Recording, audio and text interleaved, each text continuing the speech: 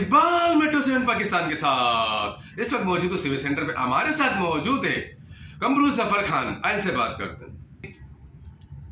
आज हुकूमत सिंध, वज़ीर आला सिंध मुराद अली शाह साहब, वज़ीर बल्दियात सईद गनी साहब, डायरेक्टर जनरल और दीगर हुक्म बाला से दरख्वास्त करूँगा, मुतालबा करूँगा कि केयर टेकर गवर्नमेंट ने 2022 में रिटायर्ड मुलाजमीन की बेबसी परेशान हाली को देखते हुए 3 अरब रुपए की ग्रांट की मंजूरी दी थी।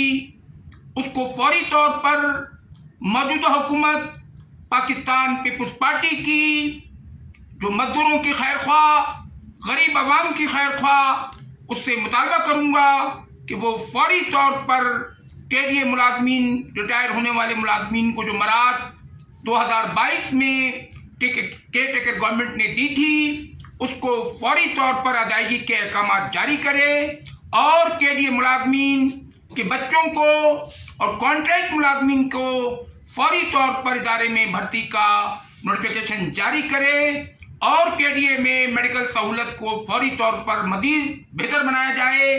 केडीए के अंदर माली तौर पर केडीए का जो बुरान है उस पर काबू पाया जाए और केडीए में सीनियर मोस्ट अफसरान को बाहर से बजाय उनको तैनात किया जाए।